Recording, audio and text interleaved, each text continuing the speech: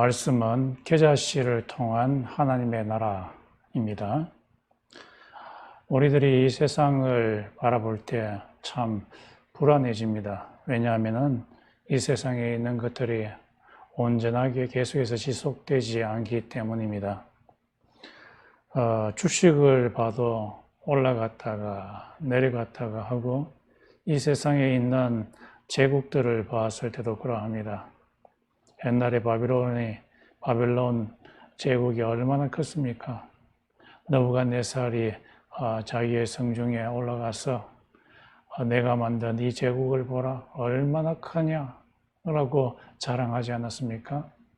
그렇게 큰 바벨론도 페르시아 군대에 의해서 멸망을 당하게 되고, 그렇게 강력했던 페르시아 제국도 결국에 그리스 제국에 의해서 멸망하게 되고, 또 알렉산드리아 대왕이라는 위대한 대왕이 엄청나게 광활한 제국을 만들었지만은 또한 로마 군대에 의해서 멸망하지 않았습니까?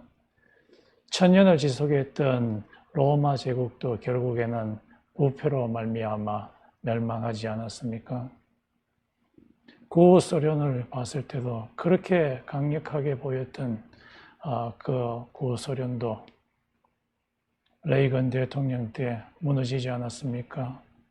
그렇게 견고하게 보였던 동독도 고르초프를 향해서 말하기를, 레이건 대통령이 tear down this wall라고, 이 벽을 무너뜨리라, 그 말을 했을 때 그렇게 강력했던 콘크리트 벽이 단순간에 무너져 버리는 역사가 일어나지 않았습니까?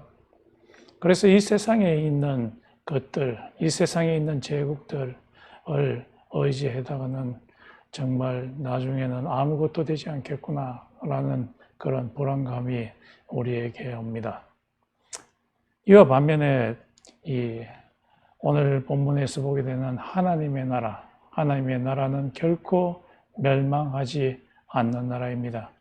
비록 작게 시작되었지만은 계속해서 연명해 나가고 또 성장해 가서 결국에는 우리에게 구원을 주시는 그 나라가 바로 계자씨를 통한 하나님의 나라입니다. 결국에 우리에게 생명을 주시고 썩지 아니함을 주시고 하나님의 생명, 예수의 부활체를 주시는 그 일을 하나님의 나라가 행하게 됩니다. 그렇기 때문에 우리들은 불안해하지 않고 이 하나님의 나라에 의존할 수가 있게 됩니다.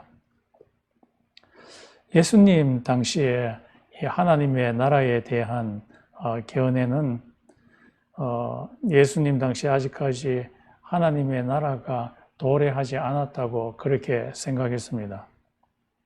왜냐하면 그 당시에 사람들이 생각할 때, 유대 사람들이 생각할 때 하나님의 나라가 오면은 메시아라는 분이 와서 로마 제국이라고 하는 어마어마하고 무시무시한 그 나라를 쫓아내버릴 것이고, 그리고 그 나라 가운데 사두개인과 같이 높은 지위를 이용해서 평민들에게 아주 해를 끼치고 돈을 빼앗고 한 그 자들을 일거에 몰아낼 것이고, 또 평등 사회를 이루어낼 것이고, 그리고 많은 사람들에게 돈을 듬뿍 줄 거라고 그렇게 생각을 했습니다. 요즘으로 말하면은 스티뮬러스 체크와 같은 거죠. 그래서 어려움에 처해 있는 사람들한테 이 메시아라는 분이 오서 하나님의 나라가 오면은 엄청나게 많은 돈을 각 사람에게 주어서 부유하게 해주겠다. 또 어떤 사람들은, 그 당시에 유대인들은, 이 묵시록을 믿는 사람들은 이 하나님의 나라가 시작이 되면은 천지개벽이 일어나게 될 거다. 갑자기 새하늘과 새 땅이 와서 이 세상에 있던 구섭들, 악섭들, 그리고 억누르는 독재, 이 모든 것들이 단순간에 해결될 거라 그렇게 생각했습니다. 그런데 그 당시에 있었던 사람들이 자기 주위를 보니까 하나님의 나라가 오지 않았는 거예요. 자기들의 시각으로 봤을 때는 그런 하나님의 나라가 도래하지 않았는 겁니다. 요즘도 그렇게 생각할 수가 있습니다. 예수님이 2000년 전에 하나님의 나라가 시작했다고 이야기하지만은 여전히 우리의 사회를 바라볼 때 여전히 악이 성행하고 불평등이 있고 착취가 있고 또 큰 나라가 작은 나라를 누르고 하는 그런 일들이 계속해서 일어나고 있기 때문에 아직까지 하나님의 나라가 오지 않았다라고 그렇게 생각하는 사람들이 있습니다. 그런데 오늘 본문 말씀에 보게 되면은 이 세상 사람들이 생각하는 하나님의 나라, 정권이 바뀌는 거, 그거하고 그리고 예수님이 말씀하시는 하나님의 나라의 전략이 아주 대조되는 것을 보게 됩니다. 이 세상 사람들이 하나님의 나라를 꿈꾸는 것은 마치 쿠데타와 같은 것으로서 단순간에 어떤 강력한 자가 등장하여서 정치와 경제, 사회 모든 분야를 변혁시킬 것이다. 무력으로 변혁시킬 것이다. 라고 생각하는 그런 견해인 반면에 오늘 예수님께서 말씀하시는 기자씨를 통한 하나님의 나라는 처음에는 아주 미미하게 은닉성 가운데서 시작되지만은 그러나 사람의 마음에 파고들어서 그들의 사람의 마음을 이 세상을 향하고 우상을 향하는 그 마음에서 하나님을 향하는 마음으로 바꿔버리는 그 하나님 나라의 능력. 그래서 이것이 점차적으로 온 세상에 전파되어서 그들이 하나님의 나라를 이 세상 가운데서 완성시키고 또한 하나님 그들을 통한 하나님의 나라가 점점 불어나게 될 것을 이야기하고 있습니다. 그래서 이 세상 사람들의 하나님의 나라와 예수님께서 말씀하시는 이 하나님의 나라의 전략, 이것은 아주 디퍼런하죠. 첫 번째 것은 무력을 통한 것이고 두 번째 것은 사람의 마음을 변화시킴으로 즉 하나님께 전심전력으로 의지하는 사람으로 만듦으로 말미암아 하나님의 나라를 이루려고 하는 것입니다. 그래서 이 두 번째 나타난 이 사람의 마음을 하나님께 전심전력으로 변화시킴으로 의지케 함으로 하나님의 나라를 이루려고 하는 그곳에서도 역시 첫 번째의 그 전략과 마찬가지로 하나님께 온전히 의존하는 마음이 생기게 되면 하나님의 축복이 임하게 되어서 경제적으로도 부할 수 있게 되고 또 건강할 수 있게 되고 또 사람들과의 관계도 아주 좋게 됩니다. 예수님께서는 이 하나님의 나라가 이 세상 사람들이 말하는 것과 같이 쿠데타 척으로 단순간에 일어나서 경제와 또 정치, 사회를 변혁시키겠다. 쿠데타적인 그런 것을 배격하고 예수님께서 말씀하시는 이 하나님의 나라는 예수님으로부터 아주 자그마한 겨자씨와 같이 시작되어서 점차적으로 증가되는데 증가되었다가 또 이것에 반대되는 세력에 의해서 줄어들었다가 점차적으로 또 늘어났다가 해서 예수 그리스도께서 오실 때에 완성되는 굴곡적인 하나님의 나라의 진행 모습을 보여주고 있습니다. 그래서 그가 예수님께서 말씀하시기를 이 하나님의 나라는 겨자씨 한 알과 같다라고 이야기했습니다. 겨자씨 한 알은 1mm 정도 됩니다. 직경이 1mm 정도 되는 아주 작은 씨입니다. 이 씨가 의미하는 바가 무엇이냐 하면은 바로 하나님의 나라를 의미합니다.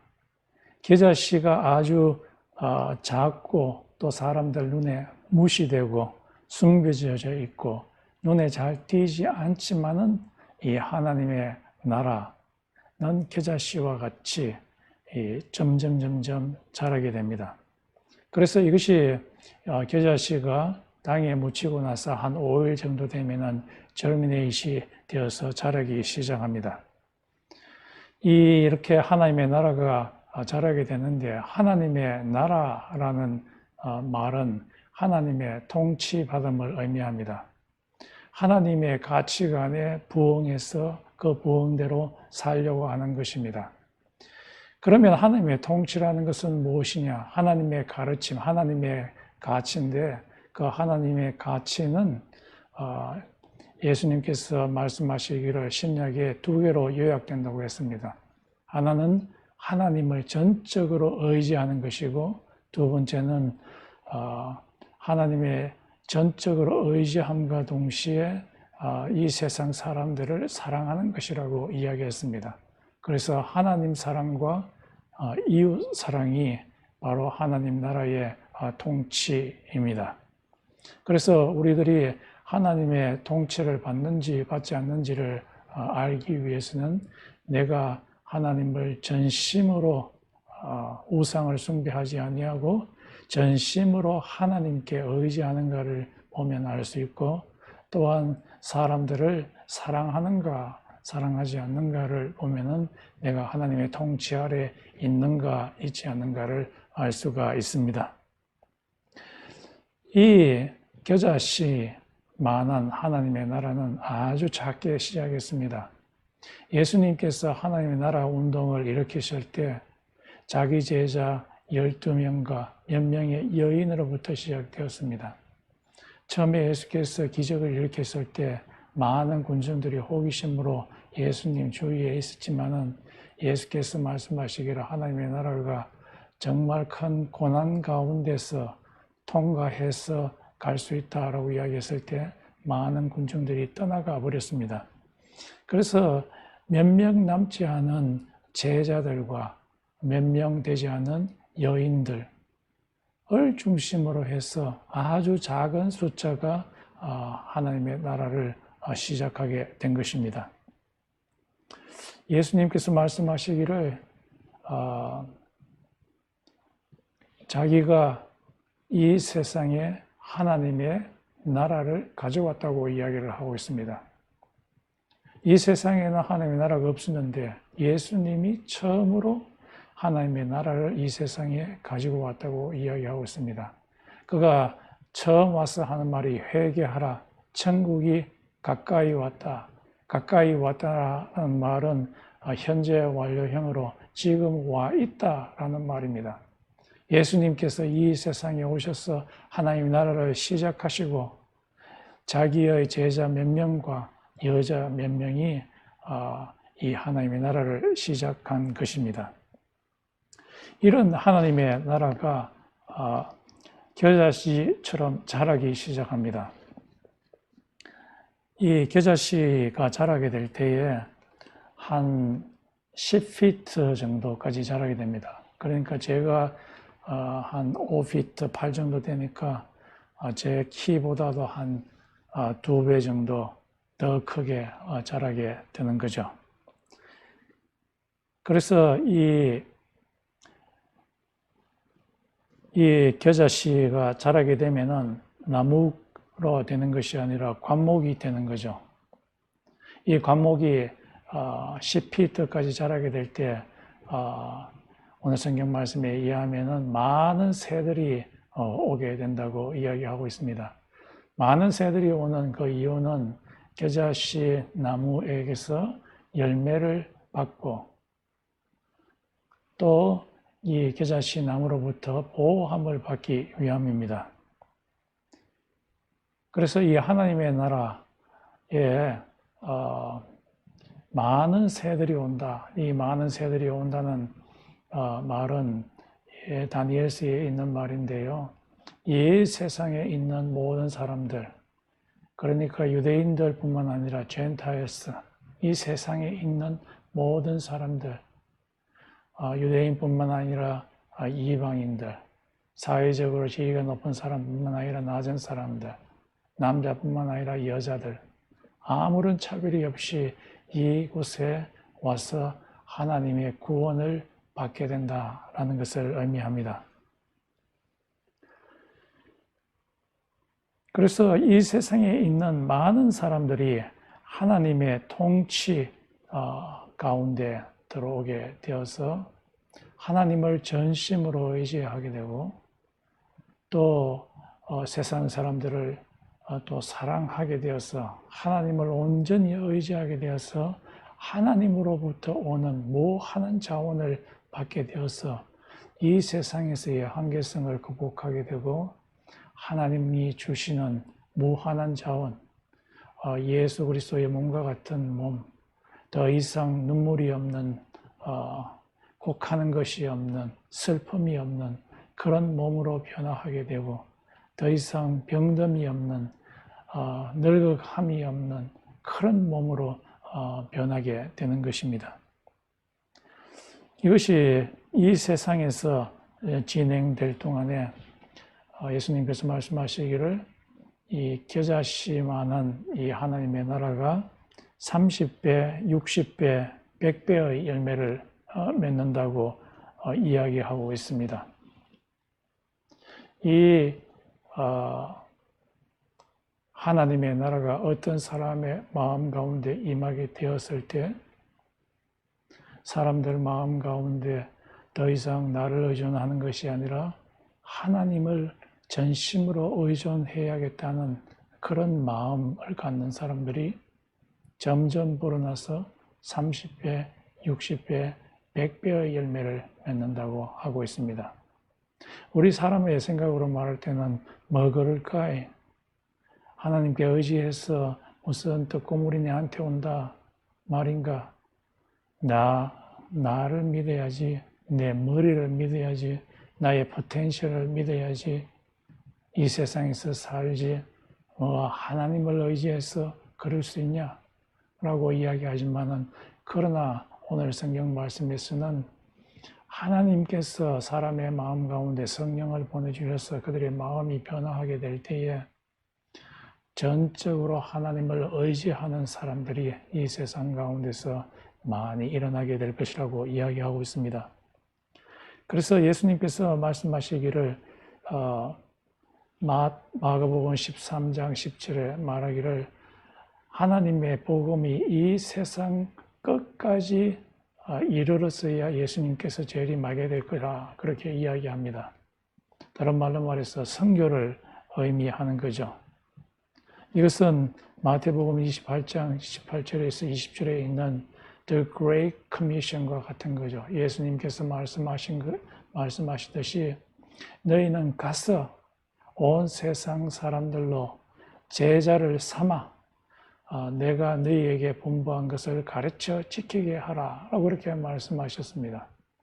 제자를 삼는다는 것은 무엇을 의미합니까? 그것은 예수님께서 가르쳐 주신 두 가지 요약, 신약의 두 가지 요약인 하나님을 전적으로 의지하고 사람들을 사랑하는 것을 의미합니다. 이것이 제자의 모습입니다. 자기를 부인하고 하나님을 의지하는 것입니다. 자기를 부인하고 다른 사람들을 사랑하는 것을 의미합니다. 이것은 선교를 통해서 이루어지는 것이고 그래서 이 겨자씨 성장의 의미는 선교 또 제자도입니다. 제자도를 통해서 하나님의 나라가 성장하게 되는 것입니다. 계속해서 성장하게 됩니다. 예수 그리스도가 오실 때까지 성장하게 됩니다. 이 겨자씨가 성장하는 것, 즉 하나님의 나라가 성장하는 데는 두 가지 큰 팩터들이 필요로 합니다. 하나는 하나님의 은혜, 두 번째는 인간의 책임입니다. 이 하나님의 나라는 하나님에 의해서만 성장될 수 있는 나라입니다. 그래서 예수님께서 말씀하시기를 오늘 있는 스스로 자라는 식물 비유에서 농부가 씨를 뿌리고 나서 아무것도 하지 않습니다. 계속해서 쉽니다. 그런데 쉬고 그냥 지켜보기만 합니다. 몇 날 밤이 지나고 나니까 그 식물이 자라게 난 거죠. 이 자라게 한 것은 예수님의 말에 의하면 하나님이 하셨다라고 말씀하고 있습니다. 이것이 바울의 말에도 나타납니다. 바울은 씨를 뿌렸고 아볼로는 물을 주었으나 자라나게 하는 분은 바로 하나님이시다라고 그렇게 말씀하십니다. 이 하나님의 나라가 성장하는 것은 겨자씨가 성장하는 것처럼 성장하는 것은 전적으로 하나님에게 달려 있습니다. 예수님에게 달려 있는 것이 아닙니다. 하나님께 달려 있습니다. 성령이 하나님이 역사하시게 될 때에 이 하나님의 나라가 역사하게 되는 것입니다. 에스겔서도 있고 또 로마서도 있지만은 하나님께서 성령 하나님을 사람의 마음 가운데 보내주셔서 그 마음이 굳은 마음을 다 깨트려버리고 부드러운 마음을 만들어서 하나님께 순종하고자 하는 그 마음을 하나님께 만들어 주실 때에만 이 일이 일어나게 됩니다.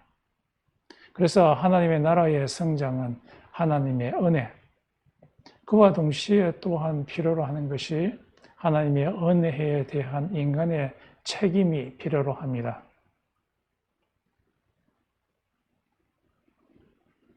하나님께서 나에게 은혜를 주실 때 우리들이 필요로 하는 것은 하나님을 전적으로 의지해야겠다는 마음가짐과 실천입니다. 인간의 책임입니다. 그렇게 할 때에 이 하나님의 나라가 정진되게 됩니다. 며칠 전에 제가 랜디 폴이라고 하는 그 목사님이 Intentional Church라고 하는 책을 지으셨는데 그것을 읽고서 이 하나님의 나라에 대한 그 책임, 이 책임이 참 소중하구나 하는 것을 느꼈습니다. 이 랜디 포업이라고 하는 이분은 지금 조지아의 애틀랜타에 있는 프리미럴 처치의 목사님이셨습니다. 이분이 신학교를 마치고 개척교회를 하려고 했는데 개척교회를 하기 전에 그가 이 성경에 있는 하나님의 나라가 얼마나 능력이 있는지 하나님의 능력으로 말미암아 이 세상이 변화될 것이라고 하는 깊은 확신이 있었습니다. 하나님의 나라의 확신, 하나님의 은혜의 확신, 성령님께서 이 세상 사람들의 굳은 마음을 부수고 부드러운 마음을 주어서 하나님의 나라가 성장할 것이라는 아주 깊은 확신을 갖고서 다른 지역에서 애틀랜타 조지아에 개척하러 왔습니다. 개척하러 올 때에 오기 전에 어떤 단체로부터 이 선교 헌금을 한 1년간 계속 받기로 했는데 그가 졸업을 하고 그리고 애틀랜타에 왔을 때는 거의 한 달치밖에 돈이 없었습니다. 그래서 이분이 조지아에 아는 사람도 한 사람도 없는 가운데서 이곳에 와서 이 하나님의 나라를 확장하는 데 쓰임을 받아야겠다라고 생각을 했는데 자기가 들어간 그 아파트에 아파트비를 낼 돈이 없었습니다. 그에게는 몇 개월 되지 않는 아기가 하나 있었고 또 자기의 부인이 있었습니다. 아주 막막한 그런 상태였죠. 하나님께서 그의 삶을 통하여서 하나님의 나라를 정진시키겠다는 그런 확신을 갖고서 왔지만은 당장 그의 삶은 그 다음날 낼 아파트비가 없는 거예요. 아파트비가 그에게 꼭 필요한 것이 600불 정도 되었습니다. 그래서 그가 이 아파트 매니저한테 찾아가서 언제까지 이 아파트비를 내면 될까요? 라고 그렇게 이야기하니까 그 아파트 매니저가 좀 처근한 마음이 들었는지 당장 내지 말고 다음 주 월요일까지 꼭 내어주세요. 라고 그렇게 이야기했습니다. 그때 이 랜디 폴은 생각할 때 지금까지 봤을 때 하나님의 위대한 사람들이 사역할 때 하나님께서 반드시 책을 보내주어서 자기의 생활에 필요한 것들을 하나님께서 공급해 주시지라는 것을 알고서 자기도 그렇게 될 거라고 생각했습니다. 그래서 이분이 토요일 날 우체통 앞에서 우체부가 오기를 간절히 기다렸습니다. 이 우체통 안에 우체부가 자기에게 600불을 보내주겠지 생각하고 기다렸습니다. 드디어 우체부가 와서 우체통 안에 편지를 다 집어넣습니다. 다 집어넣은 편지통 안에 편지를 꺼내어서 읽어보았는데 아무도 자기에게 그 책을 보내주지 않았습니다. 이것을 보자 그는 아주 데스퍼레이트하게 되었습니다. 하나님 앞에 무릎을 꿇고 그날 밤에 통곡으로 하나님한테 기도하기 시작했습니다. 하나님께서 채워주실 줄 믿습니다. 이제 꼭 하루밖에 남지 않았습니다. 썬데이가 지나고 나면 그 다음날 월요일에는 아파트비 600불을 내어야 할 처지였습니다. 그날 주일날 되었을 때 자기 집 주위에 있는 한 베프티스트 처치에 예배에 참여하게 되었습니다. 일부 예배에 앉아 있는데 그 예배에 들어가기 전에 자기의 옛날 칼리지 프렌을 만나게 되었습니다. 너무너무 반가웠습니다. 그 친구와 함께 일부 예배를 드리고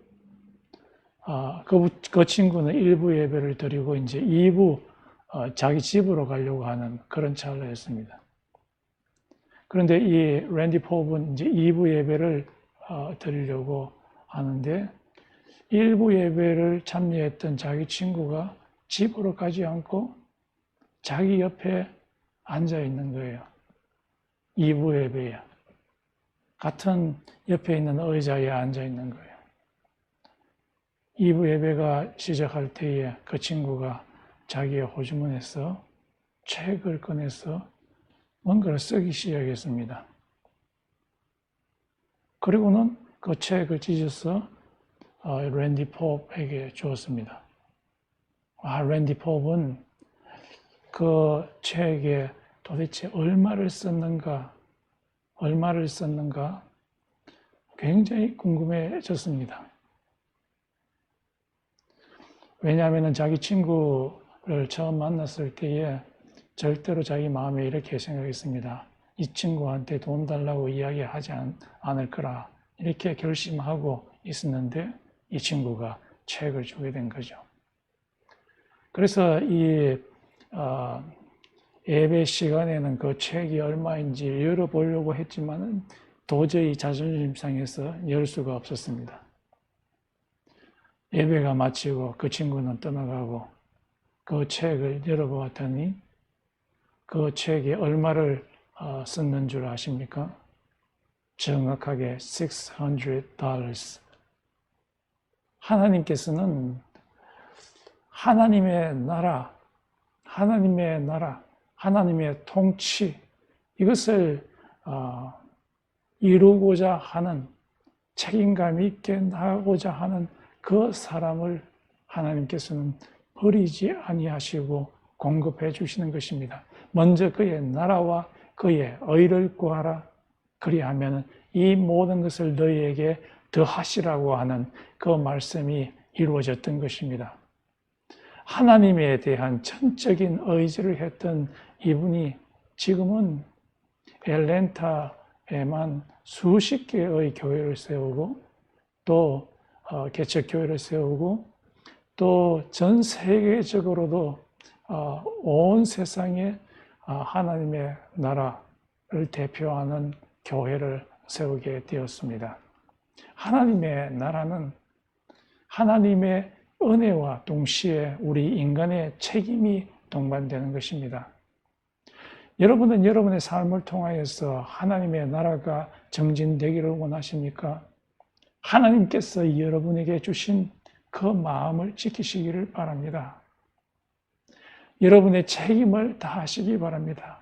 그러면 하나님의 나라가 여러분을 통해서 정진되게 될 것입니다.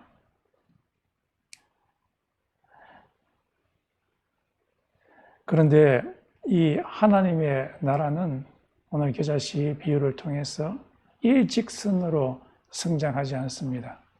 이 하나님의 나라는 굴곡 있는 하나님의 나라입니다. 왜냐하면 하나님의 나라가 정진하려고 할 때 사단의 나라에 속한 가장 큰 대장인 사단이 가만히 있지 아니하고 이 하나님의 나라를 방해하기 시작합니다. 네로 황제가 그랬죠. 예수 믿는 사람들을 사자굴에 던지고 그리고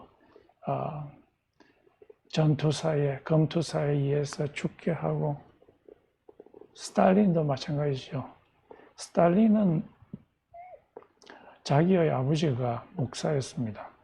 그리고 스탈린도 역시 목사가 되기 위해서 러시안 오르소독스의 신학교에 입학해서 공부를 했는 사람이었습니다. 그런데 그 마음 가운데 사단이 역사하게 되자 하나님의 나라, 하나님의 말씀에 대해서 강팍한 마음이 점점 들기 시작했습니다. 그래서 결국에는 이 사람이 러시아 사람 수천만 명을 죽이는, 학살하는 일이 일어나게 되었습니다. 자기의 사탄적 생각에 동조하지 않는 사람들을, 수많은 사람들을 죽이는 일이 일어나게 되었습니다.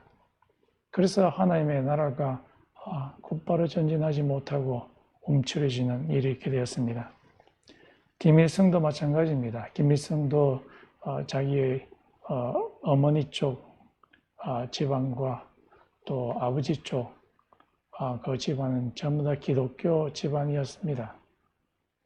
그런데 이 김일성의 마음 가운데 사단이 역사하게 되자 이 하나님의 말씀에 대해서 아주 강팍하게 변하게 되었습니다.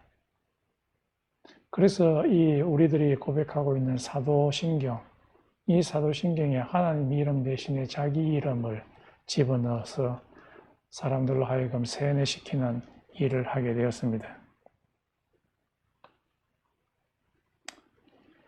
또 아주 놀라운 것은 십계명 있지 않습니까? 구약에 있는 십계명에 하나님 이름 대신에 자기 이름을 집어넣어서 그것을 10개의 원리를 만들어서 북한 주민들로 하여금 그 뜻에 따르게 했습니다.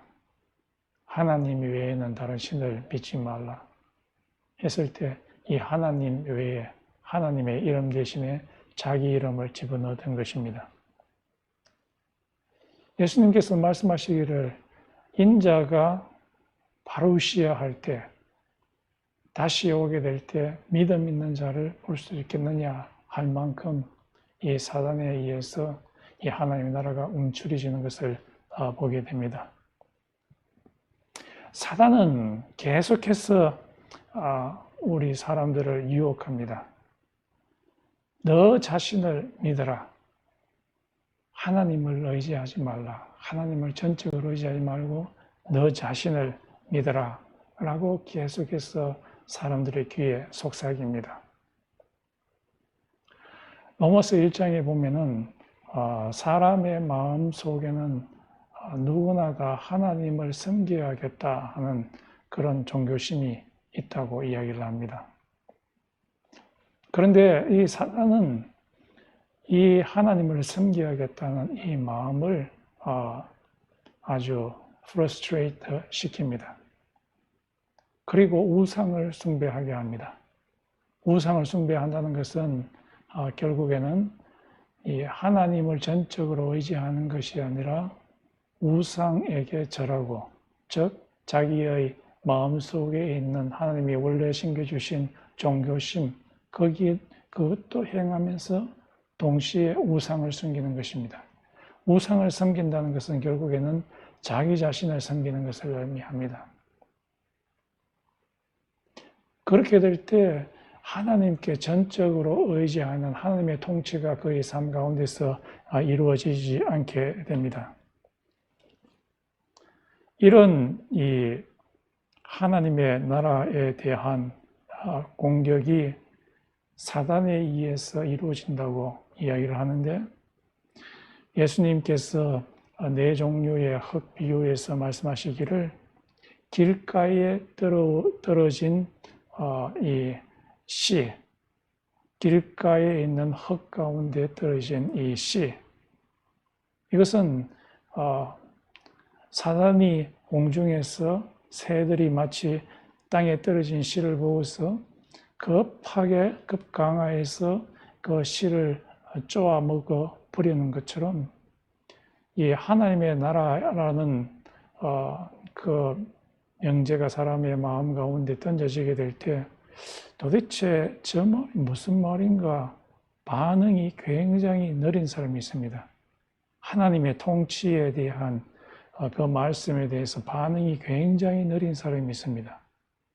너무너무 느릿하게 될 때 사단이 가만히 있지 아니하고 그 마음속에 와서 그 씨를 빼앗아 버리고 날아가 버리게 됩니다.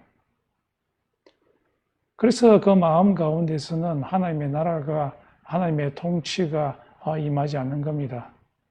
하나님을 전적으로 의지해야겠다는 생각을 갖지 않게 됩니다.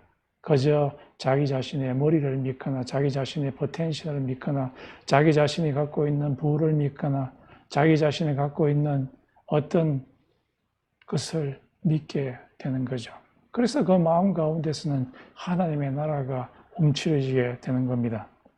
또 예수님께서 말씀하시기를 돌 위 흙의 씨 비유를 통해서 많은 사람들이 하나님의 나라에 대해서 듣게 될 때 너무너무 좋아가지고 처음에는 호기심에 의해서 그 하나님의 나라에 싹 모여들지만은, 그러나 이 비유에서 말한 것처럼 예수 때문에 핍박이 오게 되면은 하나님의 나라를, 이 하나님의 나라가 뭐냐라고 생각하면서 마치 헌시창처럼 던져버리게 되는 것을 보게 됩니다. 그래서 그 마음 가운데 하나님의 나라의 가치가 형성되지가 않습니다. 그들의 마음의 중심부는 아주 피상적으로 변하게 됩니다. 그 마음 가운데 전적으로 하나님을 의지하는 그 삶을 살겠다고 하는 그 가치가 그의 마음 가운데 자리 잡지 못하게 됩니다. 또 가시밭에 있는 흙의 비유를 통해서 예수님께서 말씀하시기를 어떤 사람은 탐욕이 오면 하나님의 통치, 하나님의 나라를 아주 짓밟아 버린다고 이야기를 하고 있습니다. 돈을 선택할 것인가?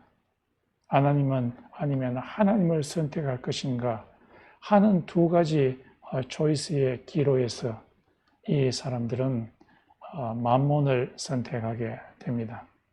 이 만몬을 선택한 사람들은 온통 더러운 싸움 가운데 들어가게 됩니다.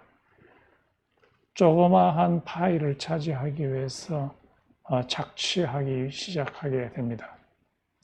타머스 휴엄이 말한 것처럼 만인이 만인에게 늑대가 되는 그런 현상이 일어나게 됩니다. 그렇게 되면은 이들의 마음 가운데는 하나님을 전적으로 의지하겠다는 하나님의 통치가 이루어지지 않게 되어서 하나님의 나라가 성장하지 않게 됩니다. 그래서 이것을 두 개를 종합하게 되면 하나님의 나라는 직선적으로 성장하는 것이 아니라 사단의 공격에 의해서 또 인간의 마음의 변화에 의해서 하나님을 대적하는 그런 마음에 의해서 하나님의 나라가 올라갔다가 꺾였다가 올라갔다가 꺾였다가 하는 역사가 계속해서 일어난다고 이야기하고 있습니다. 제가 신학교 다닐 때 Dr. Fish라고 하는 전도학을 가르치신 분이 이야기하기를 이런 현상이 100년마다 일어나게 된다고 이야기하고 있습니다. 처음에는 하나님의 능력이 임하게 되었을 때 하나님의 통치를 받다가 어느 정도 지나고 나서 이 세상에 있는 돈을 선택하고 사단의 음성을 듣게 되어서 이 사회가 점점 떨어지게 되었다가 또 성령께서 100년이 지난 후에 또 강하게 임재하게 되어서 다시 올라가게 되고 그리고 또한 내려가게 되고 사단에 의해서 또 올라가게 되고 내려가게 되는 현상을 볼 수 있다고 이야기하고 있습니다. 오늘 이 본문이 겨자씨 비유를 통한 그 하나님의 나라를 우리 삶에 적용해 보면은 어떨 때는 우리 주위 세상을 바라볼 때 하나님의 나라가 없는 것처럼 언닉성처럼 아주 무시되는 그런 경향이 있습니다. 하나님이 존재하지 않아서 하나님에게 온전히 전심으로 순종해야겠다는 그런 마음이 이 세상 사람들이 아무도 갖고 있지 않는 것처럼 보입니다. 그러나 오늘 겨자씨 비유는 우리에게 말씀해 주십니다. 하나님의 나라는 이 세상의 핍박과 그리고 이 세상 사람들의 사단의 유혹과 또 마음의 변화 때문에 없는 것처럼 보이지만은 그러나 하나님의 나라는 서서히 자라고 성장한다고 이야기하고 있습니다. 하나님께서는 결국에 그렇게 해서 우리에게 성장을 해서 우리에게 온전한 구원을 주십니다. 없어지지 아니하고 하나님의 나라는 패하지 아니하고 영원히 계속되어서 우리에게 하나님의 구원을 던져주시기 때문에 우리는 결코 이 세상에 하나님의 나라가 없는 것처럼 보이지만은 절망해서는 되지 않는 것입니다. 또한 두 번째 우리가 적용해야 될 것은 하나님의 통치가 우리의 마음 가운데서 떠나지 않도록 우리가 우리의 마음을 꽉 잡고 있어야 된다는 겁니다. 우리의 마음이 흔들리지 않도록 꽉 잡고 있어야 된다는 겁니다. 이 하나님의 통치가 무엇입니까? 하나님께 전심전력으로 의지하는 것을 의미합니다. 이 세상에서 편하게 하는 것, 이 세상에서 돈이나 이 세상에 있는 권력이 하나님의 의지하는 것으로부터 자꾸 마음을 떠나게 합니다. 그럼에도 불구하고 이 비유가 우리에게 말씀하시는 것은 하나님의 나라가 성장하는 것을 보기 위해서는 우리가 우리의 마음을 지켜야 된다는 겁니다. 하나님께 전심전력으로 의지하는 것이 떠나지 않도록 해야 된다는 것입니다. 그런 일이 여러분에게 발생하기를 원합니다. 그래서 하나님의 나라가 여러분을 통해서 하나님의 은혜로 말미암아 성장되는 역사를 경험하기를 바랍니다. 다 같이 기도드리겠습니다. 하나님 아버지, 강하고 화려하게 보이는 이 세상 나라 가운데 아주 연약하고 잘 보이지 않지만은 하나님 나라를 여전히 존재케 해주시니 감사드립니다. 하나님 아버지, 경제적 위기가 오고 코로나 바이러스의 위기가 오고 하나님의 전적인 의지를 포기해버리고 싶은 마음들이 있었음을 고백합니다. 용서하여 주시옵소서. 돈의 유혹이 올 때 하나님의 통치받음을 포기하고자 할 때도 있었음을 고백합니다. 용서하여 주시옵소서. 하나님 아버지, 우리의 마음을 일구어 주어서 이 세상에 우리를 유혹하는 것들이 있다 할지라도 하나님을 전적으로 의지하는 그 하나님의 통치를 잃어버리지 않도록 주님께서 인도하여 주시옵소서. 예수님의 이름으로 기도드렸습니다. 아멘.